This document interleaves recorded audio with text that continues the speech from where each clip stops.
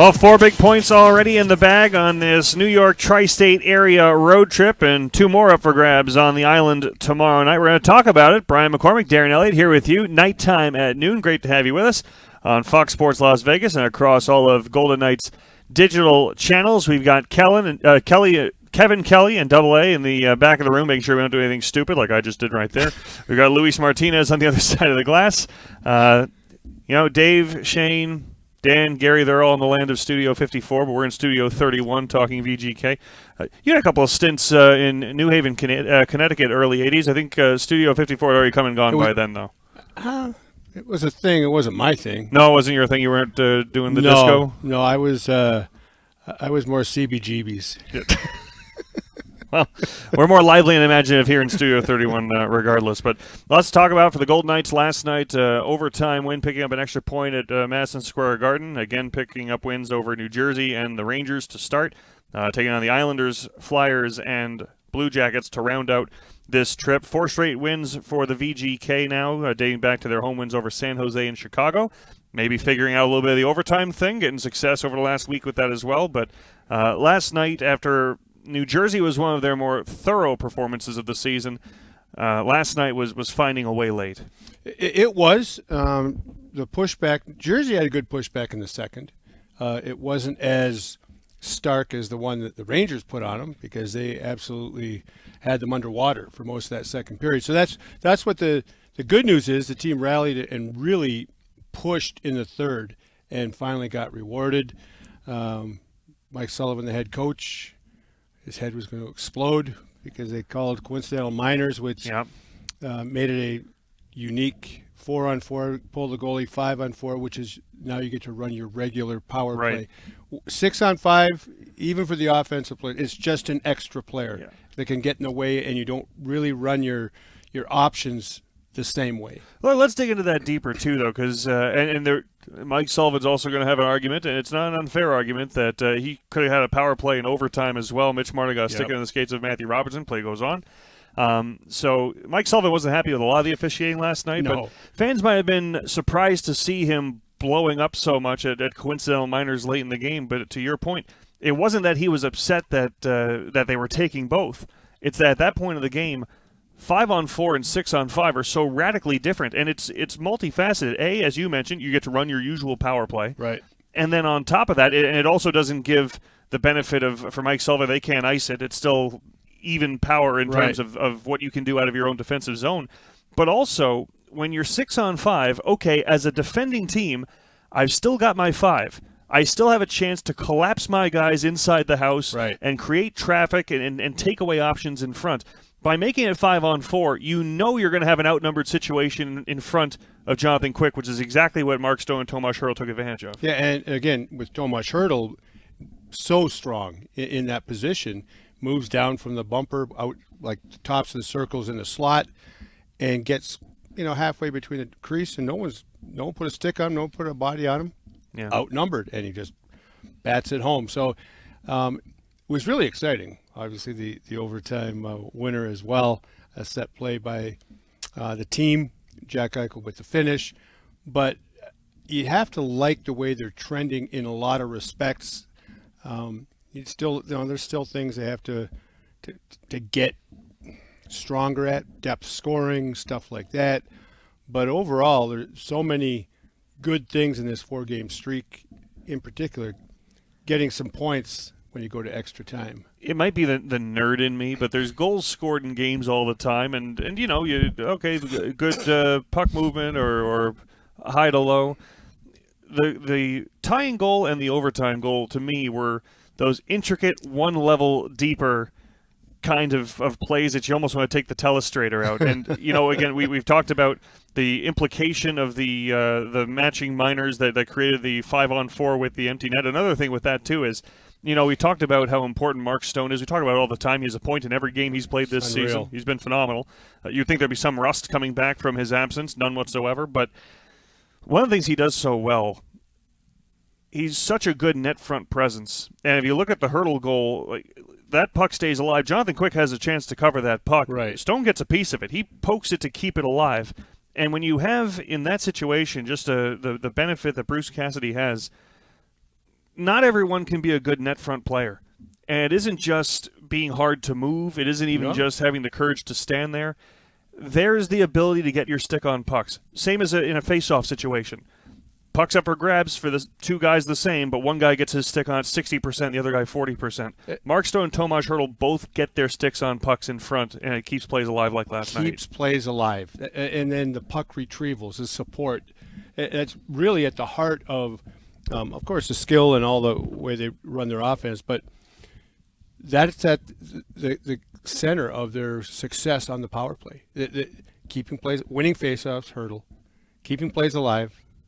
And a lot of that is like poking pucks to spots where you have support and you reset.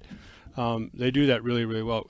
Mark Stone, we know he's a wizard with the stick, right? I mean, he makes more plays in the open ice with, stealing the puck. Yeah, he's got a future when he retires as a croupier. I can see him. I can see him being the guy that grabs the dice from the craps table. That guy always impresses me. He's got all the eyes on him. But so there's the tying goal, and it's another instance of the Golden Knights finding a way late. Yep. Forcing overtime, and then in overtime, and entertaining overtime. Carter Hart, we're going to talk about him a little bit too, because not only has he played his first 2 NHL games in almost 2 years, he's had to do extra duty in both of them, and he's been very solid. Let's talk about the goal for Jack Eichel, which is very much a set play. The puck is dropped with, maybe 12 seconds on the clock? That's another one where Mike Sullivan's probably mad, because the clean win by Zibanejad. Mm-hmm. Oh, let's do it over again. Yes. Right? So they had to reset the face-off. Well, the set play is terrific, because Shea Theodore, right off the draw, Jack Eichel takes off, and with no time left on the clock, of course, the Rangers are not thinking purely defensively. They're thinking all offense. And to the point where the defenseman was shaded all the way over to the boards on the strong side, leaving that was... And that's another interesting overlook. Thing. So again, the nerd in me, okay? And me. That face-off was the first instance of 3-on-3 hockey in the entire overtime. That's right, because the guys came out of the box, the coincidental minors, they played 4-on-4 without a whistle. So if it's still 4-on-4, which that's hypothetical, it wouldn't be, it's 3-on-3 for a reason. But if it's still 4-on-4, that lane to blow the zone ain't there. Right, that's right. If you're Mike Sullivan, it's surprising you have Matthew Robertson on the ice. First of all, rookie, 22 games. That was his 22nd NHL game. And he's not, it's not Fox, it's not, Braden Schneider. It's not someone who's overwhelmingly offensively inclined at the NHL level. So, but he's a rookie who hasn't even played 20 games. So you have him on the ice. That's interesting. And then he does a million things well, of course. Who does Jack Eichel blow past on that draw that doesn't even think to go with? It's Artemi Panarin. Right. He's going the other way. He's thinking, puck's going to go to the net. I got to get there. And I'm not saying it's an offensive zone faceoff with 12 seconds to overtime. What's Artemi Panarin doing on the ice? That's not what I'm saying. But what I am saying is, you're probably looking at Artemi Panarin being like, that's yours. Well, he wasn't going to, unless he's not going to win that foot race.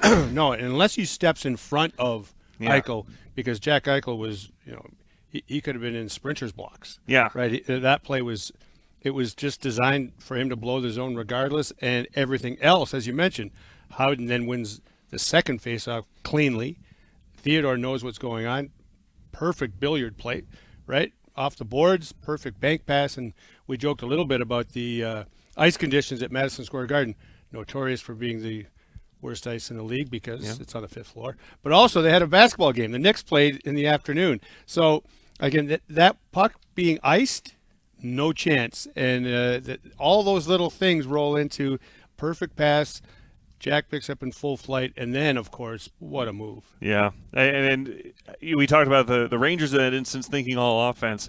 How about the Golden Knights? Thinking offense. Thinking all offense. Yeah. And a play that also is just so well designed for a 3-on-3 hockey, and we see more and more of that. When we've done Silver Knights broadcasts together, just because we get to spend a lot of time on that side of town, and we talk about the speed of Jackson Hallam and Ben Hemmerling, and what we say so often about those guys is, look at how players are just throwing the puck out into space and saying, go get it. It's not tape-to-tape pass.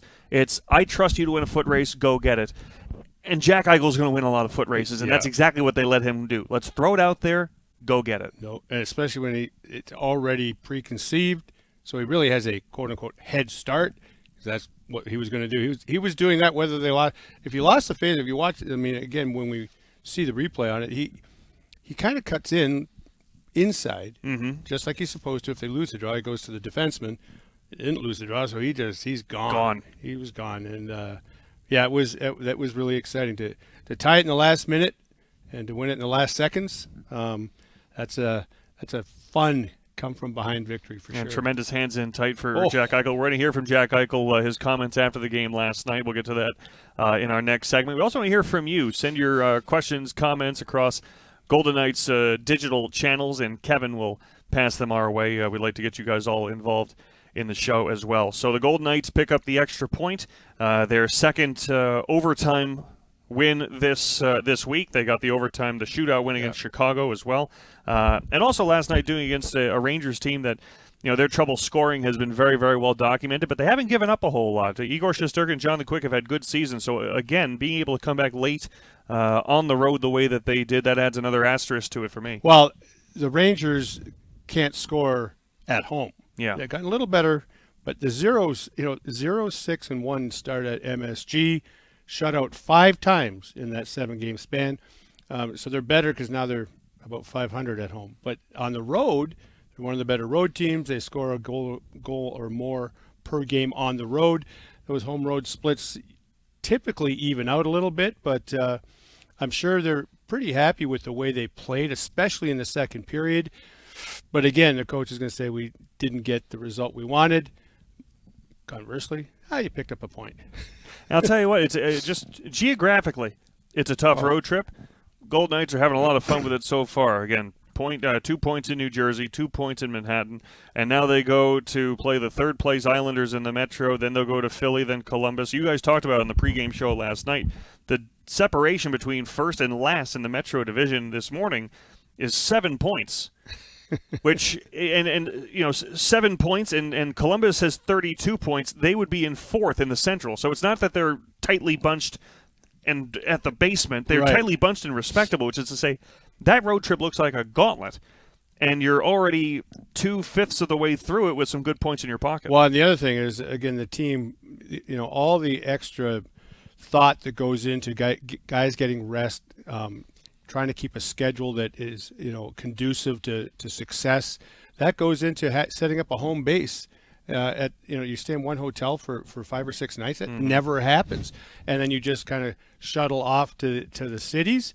And they haven't practiced. They haven't had morning skates. They've practiced on off days at Chelsea Piers. So it's as consistent a schedule you can get and kind of make up on the road. A lot of teams wouldn't do it. Yeah. Right. I mean, these guys have put a lot of thought into that, and so far so good. It's working really well. We'll play more to talk about, including the work of Akira Schmid of late. Right now, Schmid and Carter Hart is a small sample size of just a couple of games, but he's got 4 points in those 2 games. So the Golden Knights getting good goaltending right now. We'll talk about that. We'll also hear Jack Eichel's post-game comments from last night when we come back after a break. But first, we remind you that the Silver Knights are hosting their 5th annual Lucky Launch on December 16th when they take on the San Diego Gulls. Fans are encouraged to bring stuffed animals to launch onto the ice after the Silver Knights score their first goal. Every toy will go to local kids for the holidays, and Lucky plushies will be available on the concourse with proceeds going to the Henderson Silver Knights Foundation. What's that again? Lucky plushies. Ooh.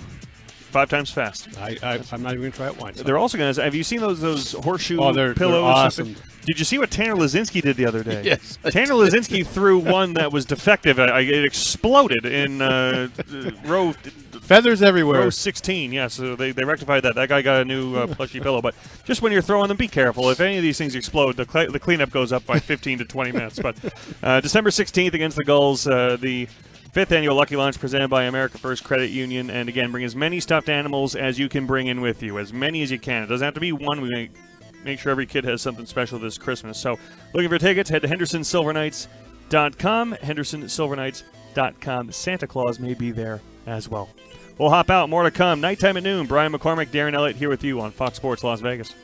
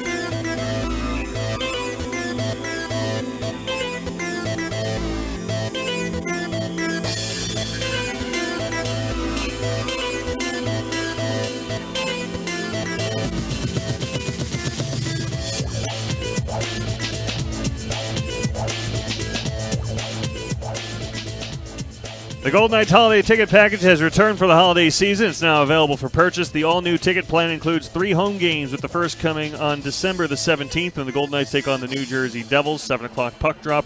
Also included in the package is a custom VGK jersey created for fans celebrating the holidays. Learn more.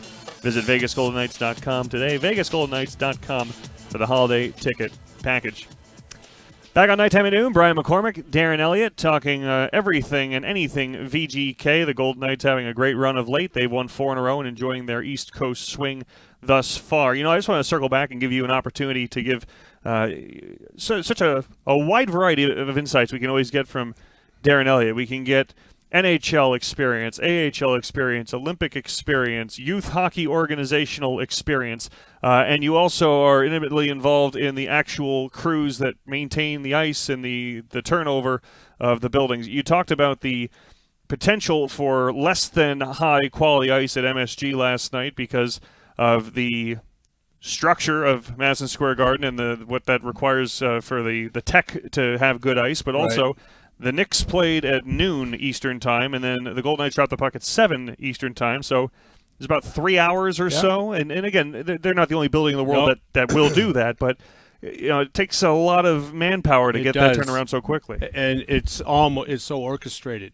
I mean, everything it has to run precision smoothly, and there's lots of moving parts, lots of forklifts on the ice, lots of people coming and going, and getting the subfloor that protects. You got to take off first the basketball floor, then the subfloor that protects the ice, and then get the ice to the quality that you can anywhere, but MSG in particular for NHL hockey. So it's amazing work by those guys for sure. I just think to myself, whenever I see those time lapses, whether it's MSG, T-Mobile Arena, Crypto.com, wherever it is, they like go, how'd they build the pyramids and how'd they do Stonehenge? Like all they had to say was people are coming at 5:45, and it got done like that. But Golden Knights taking care of business, and then they'll be on Long Island tomorrow night to take on the Islanders. National broadcast, but I believe Scripps might be carrying it as well, so we'll get you broadcast details for that as the program goes along. After last night's win, Jack Eichel had the overtime winner for the VGK in late, dramatic, highlight reel fashion, and after the game he spoke with members of the media. Let's hear what Jack Eichel had to say. Well, you're obviously trying to possess the puck, and yeah, I mean, it's just a 4-on-4 situation, right? 3-on-3 when there's only 6 guys out there. There's a little more space. Usually it's a little more back and forth. 4-on-4, you got 2 defensemen out there playing back, and it's less odd man rushes, and teams are trying to condense things and keep you out of the middle. But yeah, I mean, tons of credit to the group. Stuck with it. It doesn't happen without a face-off win, and I think they threw Panarin out, or they had to redo the face-off, which was very fortunate for you guys because he won it. Yeah, it was a great win by Houds. And then great pass by Theo. Yeah, it was sort of a set play that we had planned, and it was nice to see it get executed. But like you said, doesn't happen without a face-off win. And talk about Hurdle, tying things up there with under a minute to go, and just being able to get you guys to overtime. Yeah, I mean that was huge. None of it happens if we don't tie it up, and it's a big goal by Hurts. He's feels like he's always finding ways to score in there, and it was. We stuck with it. It took a full, basically 65 minutes for a win, but, sometimes that's what it takes, and tons of credit to the group. I thought everyone stuck with it and found a way. How surprised were you when Butch threw 4 forwards out on the ice with Theo? You, Stone?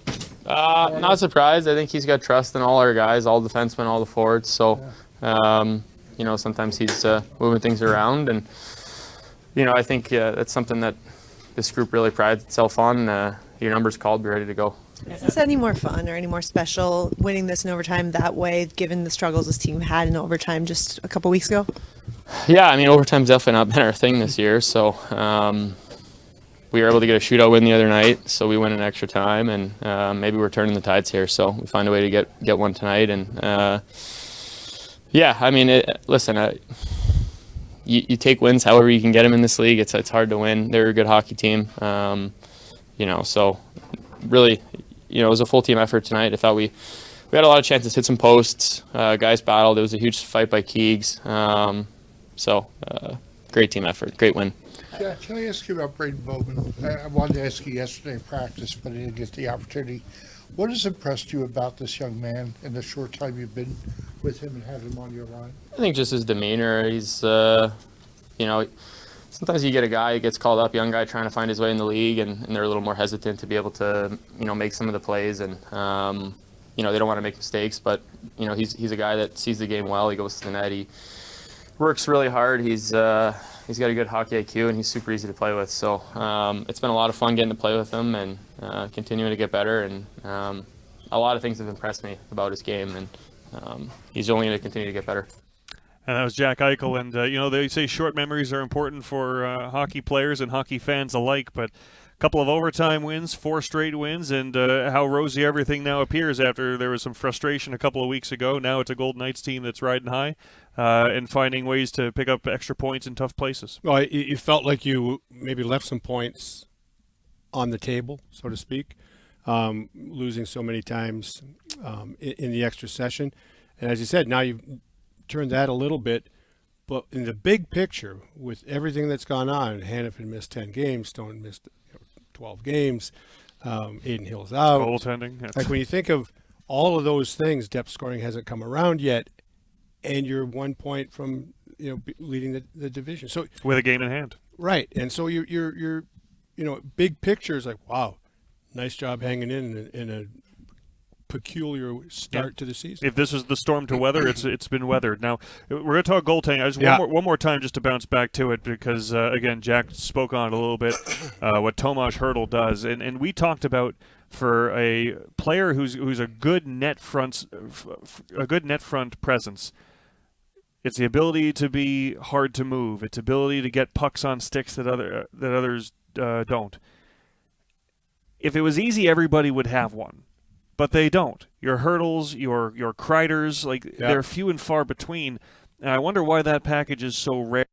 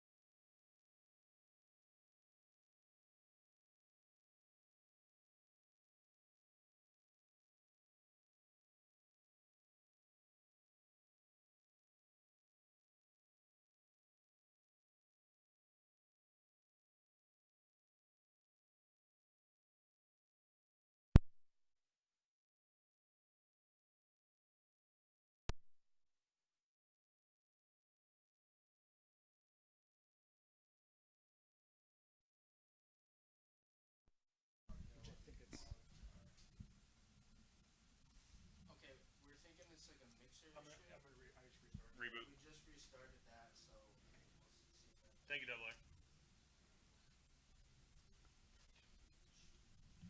I just kept talking.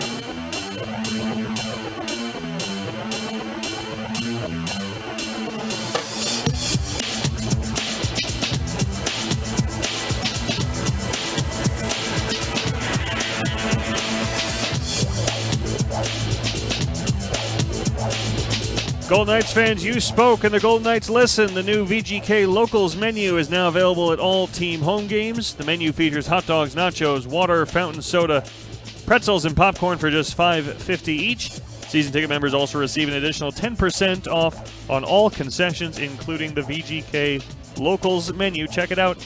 Your next trip to T-Mobile Arena, and go Knights go. Back in Studio 31, Brian McCormack, Darren Eliot here with you. Sorry to scare everyone. We did have a technical issue inside of Studio 31, having too much fun. Darren Eliot making salient points, so much so that someone's trying to stop us. And we will get to the bottom of this. We're not going to let this stand. But my understanding is that we're back and we're good. And this seems like a good time to go look at some of the fan comments. As we mentioned, we are streaming across all VGK digital platforms. You can send your thoughts to the show. We have Blue White Flame saying audio. Allison Black 6964, technical issues. We'll keep going on. No sound. Can't hear. Audio. No sound. No audio. Those aren't questions. Excellent points made by our audience. And because of those submissions, we have, I do believe, fixed our problems. You know, we've been talking about the Golden Knights' recent run, which is largely, again, strengthened by goaltending. They're still getting the scoring from the players you expect to get it from. You'd like to see a little bit more depth as things progress, but right now they're getting terrific goaltending. And I'll tell you, there was a point this season where we were speaking of Akira Schmid, and you talked about how they've weathered this storm of complications over the last month and a half. And it was, hey, he's giving you a chance to win. He's holding the fort. We've reached a point now. He's just flat out playing well. And the numbers bear it out. Yeah, I mean, especially on the road. Yeah, especially on the road. 10 wins, a career high already. Again, part of that's the opportunity given. But I love seeing athletes being given an opportunity and taking that opportunity, making the most of it. A lot of noise, a lot of static around the goaltending position here in Vegas as well. And, you know, he's just been a guy that you could count on each and every game. To me, it's been very, very impressive. As you said, Brian, it's past the point of, oh, what a nice surprise. He has shown that he can win and be very successful as an NHL goaltender. And I think just to add more kudos on top of it, this is a player who came over from the New Jersey Devils and had a lot of accolades, and they thought this is who he could be with given the opportunity. Right. And last year in Henderson, he struggled. He had a hard time in Henderson last year. And when he got called up late in the season, I think people were, okay, how's he going to adjust to that? And I remember Fred Brathwaite saying, and of course the Silver Knights had their struggles last year, you know, just defensively and what he was facing, but he was having challenges. And Fred Brathwaite said, I think he's going to be better up there. There's just something about the way the NHL game is played compared to the AHL game. I think it's going to suit him better. And he was great last spring. That's why he had that opportunity coming out of training camp, and he's just absolutely run with it. So not only good on him for his play, but for not allowing last year's challenges in the AHL to hamper him. He moved past them. And talking to Freddie last year about Akira Schmid and Carl Lindbaum, he lost his starting job. He was supportive as a teammate to Carl. And he kept putting the work in on the ice, in practice, after practice. He continued to refine his craft. So when his moment did happen, out of nowhere, that's usually that is how that goes. End of last year, he was good. Yeah. And then this year coming out of camp, he's okay. Someone has to play better than him. No one did. Yeah. And really a good story. And how about him? Times have changed for a long time. 2 shutouts. Doesn't get the follow-up start. That used to be guaranteed. You get a shutout, you go in the next game. Not anymore. They have a schedule. They stick to the schedule. This is your day. Yeah. This is your game. So good on him. And it had to feel awfully good going into New Jersey, facing the team that drafted him, and where he played his first game, all those kinds of things, and beating them on this road trip. I wonder, everyone's different. And as you mentioned, times have changed where, you know, goaltenders used to start 75 games, too. Like, those days are not coming back. No. But, you know, when you played, if you had a shutout, you always want the net. But would you be annoyed now to not get a chance after? Or some people I could say, hey, I got a shutout, did my job. It's like a starting pitcher in baseball. Like, I got tomorrow off. I think it's evolved with goalie coaches and working with the coaching staff to say, you know, what gives us as a team and the player to be successful? Is it to just change your schedule? So they schedule it out like, a month ahead of time in terms of where certain guys are going to play, and they don't deviate from it because a plan is a plan. And unless the team's not being successful, then you might have to change your plan. But when it is, why change it? Let's broaden our scope and look around the hockey world a little bit. Let's talk a little bit of HSK, the Silver Knights we mentioned on December 16th. They're going to have the Lucky launch. That'll be their next home game. They're about to head out on the road, Bakersfield and 2 in San Diego. And the significance of the Bakersfield stop on Wednesday is because they haven't been seeing a whole lot of anybody else. This will be their 4th straight game against the Bakersfield Condors, a team that has given them historically more trouble than anyone else. But the Silver Knights split with the Condors at Lee's Family Forum this past weekend, and they find themselves just past the quarter mark of the season at 10-9-1. They're 7th in the division. That is the final playoff spot in the division. Just shows, that's a big leap from where they were last season. So the progress is obvious, and some of the players that are guiding that progress that Gold Knight fans are going to be keenly interested in. Lucas Cormier, a tremendous start, and Trevor Connolly, since joining the team from injury, has a point in every game but 2. He's a point per game pace. He's been outstanding. He's fun to watch. I mean, I like him. It's having watched, each season evolve and players evolve within seasons. I remember seeing Pavel Dorofeev, in his first season, he stands out because he can create his own shot. He's good enough and gifted enough. That's what I get with Connolly. It's like, okay, all the other parts of hockey you have to get good at, and Dorofeev has gotten good at holding on to the puck. He's gotten stronger. He's good on the wall. We know how he can shoot the puck on the power play. So Connolly has to add pieces to his game. But the first thing that's what makes this player a prospect in the first place? And you see it with him right away in the open ice. He has the wherewithal, speed-wise, skill-wise, to create his own shot. And now the Silver Knights have Lindbaum back. He split both decisions this week. Silver Knights are going to have the expected intended goaltending tandem, at least for the moment. We don't know of anything else, of Lindbaum and Vikman for the first time since October 17th. When they head to Bakersfield this week. It affects everybody, right? Yeah. One injury, it's you don't want to call it a trickle down, but it's a trickle up. Yeah.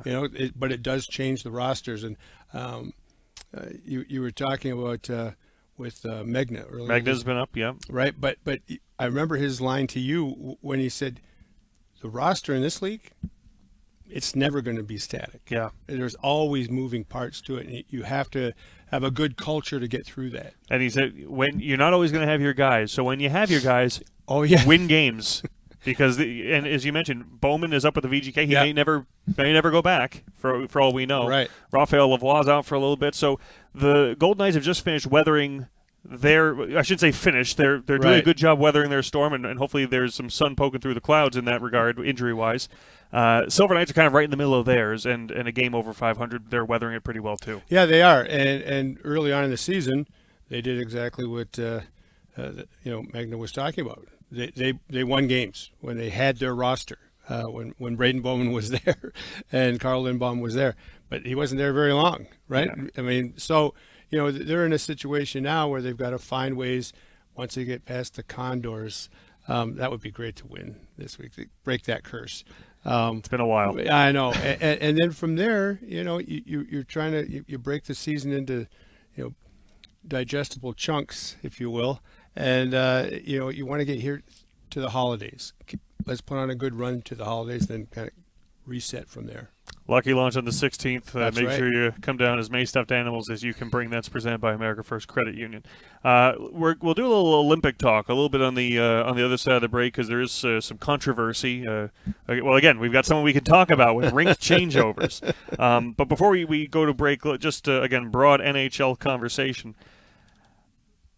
Jack Eichel had a phenomenal overtime winner last night at MSG. The day before at Madison Square Garden was another overtime winner. We can debate which one was nicer, Jack Eichel's breakaway or Nathan MacKinnon's backhander. Nathan MacKinnon with 49 points already. Let's have that fun, annoying talk radio GOAT argument. Is Nathan MacKinnon the best player in the world right now?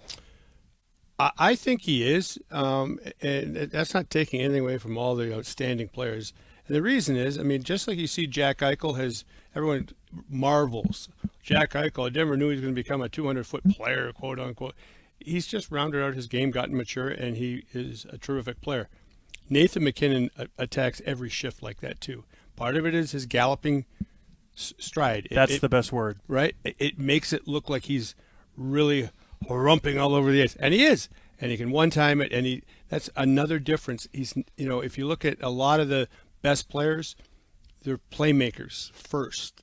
They can shoot, and they do, not like Nathan MacKinnon. He's looking for his shot all the time. And so to me, yeah, he's number one right now. And I like treating that conversation like the stock market. He's the number one right now. Oh, for sure. A couple of weeks from now, he might say, "Hey, Connor McDavid's gone up 3 points." Well, yeah, and that's the thing. Oh, Connor McDavid, he's off to a quiet start. 40-some points, and he's weathered the slow start. Right, exactly. Finding a way. Oh. But I'll tell you, the way you described it, I think VGK fans, enough time has passed. There's a banner in the rafters. We could talk about this with a smile and a chuckle. Yeah. Alex Pietrangelo, the game in which it was the outdoor game, I think, where he was mic'd up, and they had Nathan MacKinnon storming down, and you just heard him go, "Oh boy!" Like that is the greatest encapsulation of what Nathan MacKinnon is as a player that has ever been summed up. He is an "oh boy, here he comes" kind of player, and he's like that to his teammates. I don't mean physically; he's demanding. Yeah, I've seen it a couple times during national games over the years.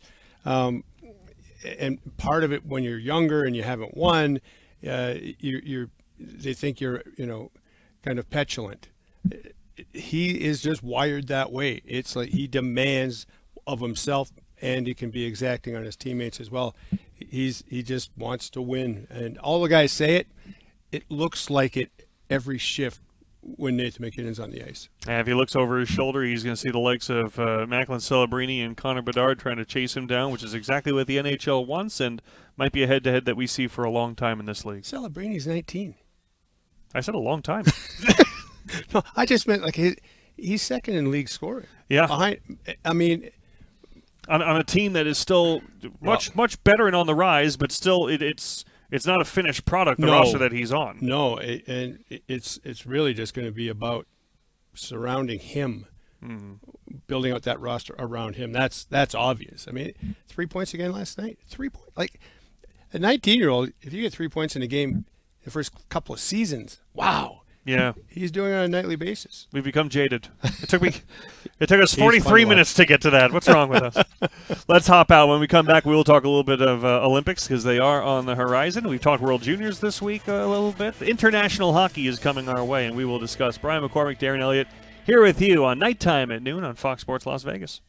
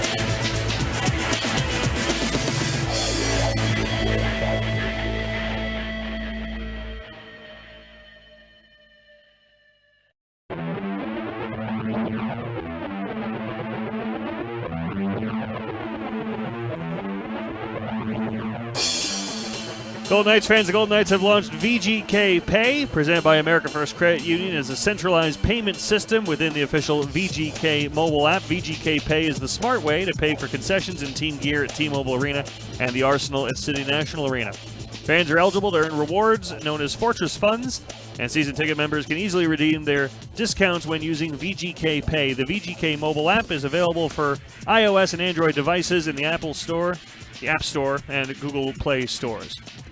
Wrapping things up on Nighttime at Noon, Brian McCormack and Darren Eliot here with you as the Golden Knights continue their East Coast road trip. They've got stops on Long Island Tuesday, Philadelphia Thursday, Columbus Saturday before they come back to face the Devils at T-Mobile Arena on December the 17th. While we have time, we're going to talk a little international. We're getting ready for Olympics, so we're excited for the Olympics, if the Olympics are ready for us, because right now they're having a little bit of trouble with the geometry on the rink in Milan. Talking about ops. Right. Right. And you can speak to this. Like it's right. It's scary because they're already talking about compromising the length. So when you think of Olympic hockey, 200 by 100, they don't want the 100 wide, the width. That's Olympic size rink. They want NHL dimensions, so 200 by 85. Well, you can't get to 200, we're told. Yeah. It's going to be like 4.5 feet shorter. I don't know how they come up with that. Right now, the figures I have on this piece of paper in front of me that Kevin gave me, so if I'm wrong, Kevin gave it to me. He's the architect. Is 196.85 feet by 85.3 feet. But then where are they on the ice plant? And they're not going to be able. I've been. I don't know if it was from Kevin, but certainly the most recent information I had was they're not going to be able to test the ice until January. Is that true, Kevin?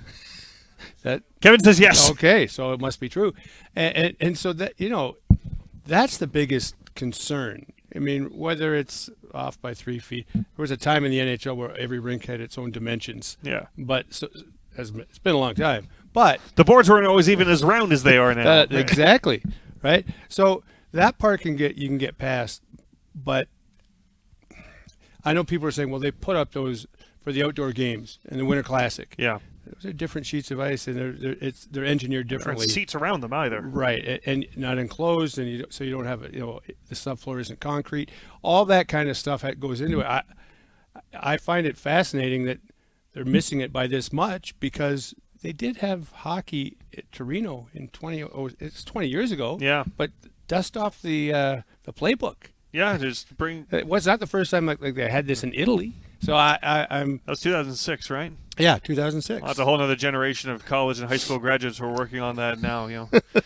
Those metric calculators, you can't always trust them. It's unfortunate, because we should be talking about the excitement, the ramp up, the rosters, the players, and what this might look like. And now we're like, what's it going to look like? Yeah. Well, let's have that fun and talk about what Team USA might look like at the upcoming Olympics. Now, of course, we had the Four Nations tournament last year, and that's a pretty good basis for a starting off point. But if you look at a lot of the names that were on that Four Nations roster last year, first of all, there were some players that were not on that roster, and it was controversial then. I think it's I don't know if there's any way you could possibly leave Cole Caulfield and H. Thompson behind this time around. Probably not. And there are some guys who are on that U.S. roster now that we don't know exactly when they're coming back, but banged up.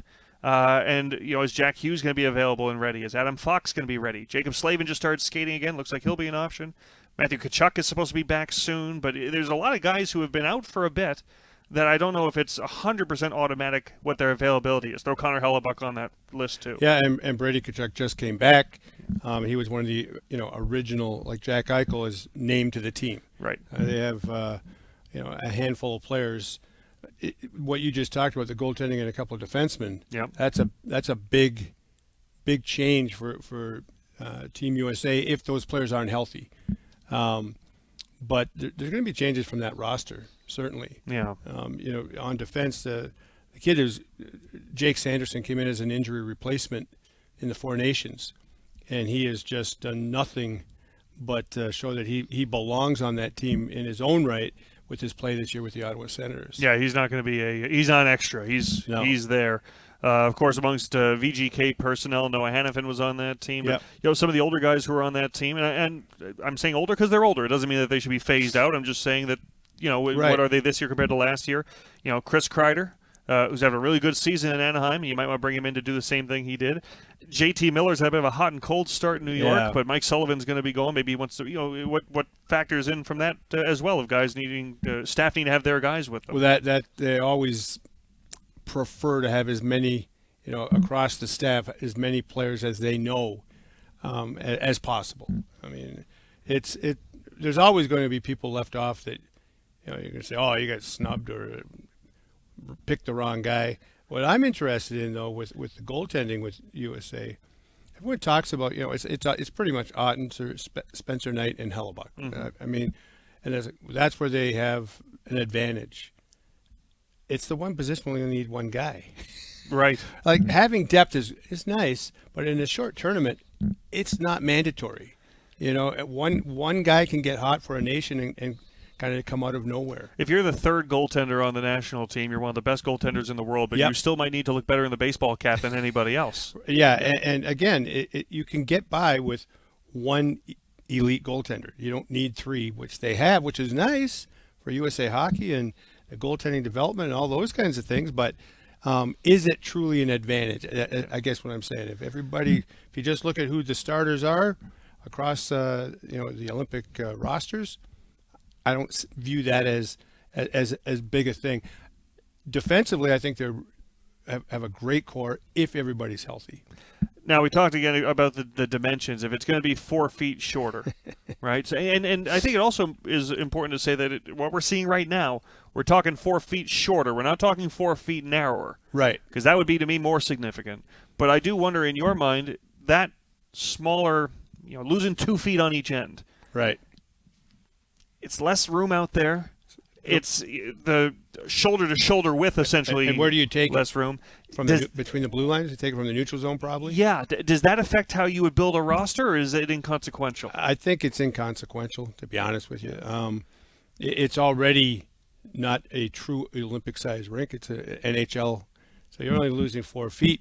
And as I said, none of these players would have played in Boston Garden or some of those funky rinks that were nowhere near 200 feet long and 85 feet wide. Chicago Stadium. All those buildings have been retired, and probably for good reason. But I don't really think so, especially if they keep the end zones true. Right. And shrink it through the neutral zone. Because if you were, and Brady Tkachuk, Matthew Tkachuk, just name a couple, they can play rough and tumble and skill on both ends, so they serve that purpose. If you weren't going to bring along one or two thumpers for 200 by 85, you probably don't have to make that change for 196 by 85 either. No, I don't think so. It's easy for us to say we're not going back and retrieving pucks and having them bearing down on the forecheck, but I don't think so. That's pretty much one stride. Does it affect coaching? Let's put it this way, because I agree with you. I don't think they're going to take room out of the offensive zone. Right. So if the neutral zone shrinks by 4 feet, that would probably, I think, that's going to affect a regroup, or that's going to affect how you navigate the neutral zone if there barely is one. Right. That's where you're going to see probably more end zone play. There won't be as much crispness through the neutral zone because it's going to be more congested. Before we let our audience go, because the Golden Knights are getting back to work tomorrow night on Long Island against an Islanders team that is young, is talented. We saw them a couple weeks ago at T-Mobile Arena. Matthew Schaefer's having a phenomenal start to the season. But they are one of the teams that's having their good stretch largely in the Metropolitan Division. What do you expect needs to be done at UBS Arena to find 2 more points? Well, I think it's pretty much how you played them before. You want to press them, and they're like a lot of teams prey on your turnovers in the neutral zone. Talking about the neutral zone, you want to make sure you're clean. Put pucks behind them, go after it and get it, and don't let Bo Horvat shoot because he's hot. All good information, and the Golden Knights will be taking on the New York Islanders tomorrow night, a 7 o'clock Eastern, so 4 o'clock Pacific puck drop. That is a TNT game, but you can always hop on for the pregame show. I believe that Darren Millar's going to be doing here from Studio 31. I believe that's on the docket for 30 minutes before game time. Darren, fun as always. Love it. A little delay there. Sorry about the Sorry about the technical difficulties, everybody out there. We bounced back. Great having you with us. Hope you had a great lunch hour. We'll see you next time on Nighttime at Noon.